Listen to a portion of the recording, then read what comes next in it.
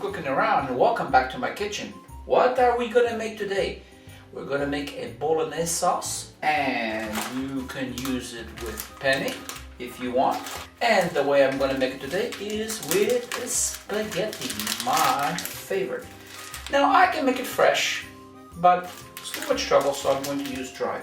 And what do we have here? We have here some nice fresh medium ground beef. And of course, everybody knows that to make a good Bolognese, well, at least my favorite is to add pork. So what do? Instead of adding just pork meat, I add my favorite sausages, kielbasa.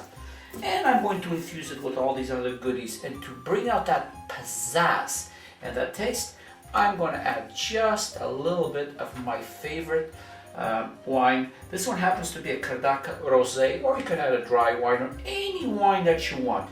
So let's get going on this awesome recipe. So we're back. Grab yourself a heavy fry pan and get yourself some olive oil, some extra virgin if you want, and add about 3 tablespoons. And you take about 1 medium diced onions. Now you can dice it as fine as you can. Don't worry if some pieces are a little bit larger or a little bit smaller. That doesn't matter. You can put that in there.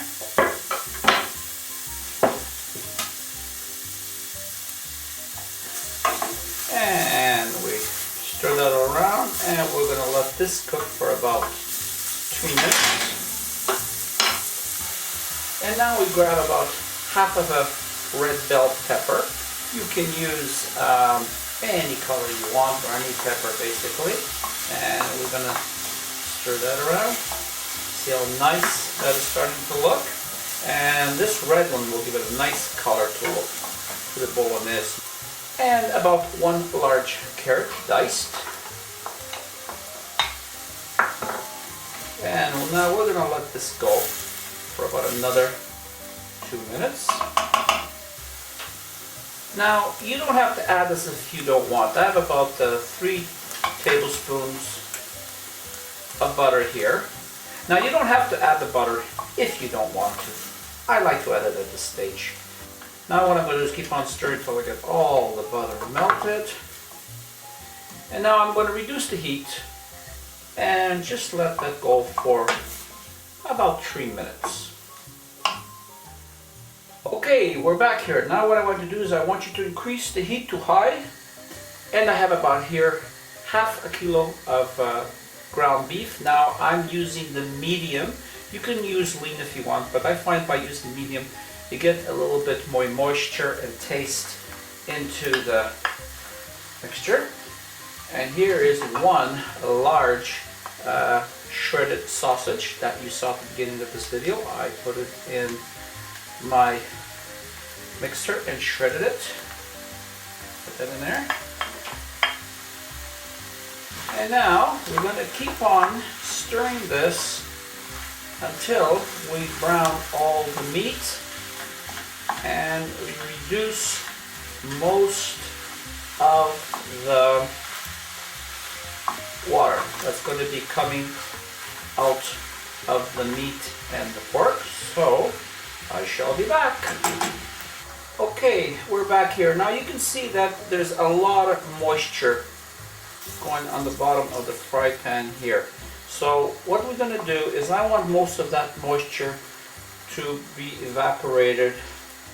So as we evaporate the moisture, all the juices and everything are going to stick to the meat better and give it a better flavor. So I'm going to keep on going until I remove most of that water. Okay, and we're back. You can see that most of the water has reduced down to about 80%. There's still a little bit on the bottom, but that's okay like that. Now start adding all these delicious ingredients. I would add about half a teaspoon of salt. Do not add more because the sausage contains salt and you can taste it later. And some fresh ground pepper, about half a teaspoon to 3/4 of a teaspoon. Boy, if you could smell that sausage. And about half a teaspoon to 3/4 a teaspoon of paprika. And now that that is going really, really nicely. And now I have 3/4 of a cup of water with 3 to 4 teaspoons of tomato paste. And I dilute it like that and I pour that in. Now, if you want, instead of adding the tomato paste here, you can add a can of diced tomatoes. And I find that the canned tomatoes work a lot better than the fresh tomatoes for some reason. But I like kind of a thick bolognese. It's kind of a bolognese that sticks to my ribs, so that's why I'm using the diluted tomato paste. And we let that go. And we let this go for about 5 minutes. I reduce the heat a little bit. And we're just going to let that saute. How does that look? Oh, and the smell, the sausages and the beef, just going to be absolutely awesome. And now we're back. We increased the heat a little bit. See it bubbling there? Look at all that fine juices that's just going to grab that pasta and give that awesome taste. And now to top it all off, I'm going to add some red wine. Now I'm going to add a rosé. This is a Cardacchio. This is my favorite. Now you can add a dry wine, red dry wine, or any type of wine that's your favorite, even white. And I put about half a cup. Now you don't have to add wine if you don't want to. What you can do, you can also just add a little bit of vinegar if you want. Now look how that is coming there. And now I'm just going to add about half a teaspoon of sugar just to take the sharpness away. And now we cover it, reduce the heat to low, and we take our handy dandy chicken and we mark it for exactly 30 minutes.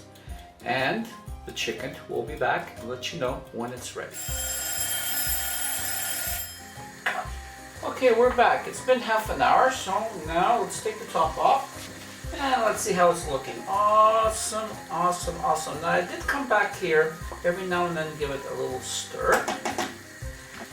And now we have to taste for salt and pepper. So grab a little bit here and I'm gonna do the taste.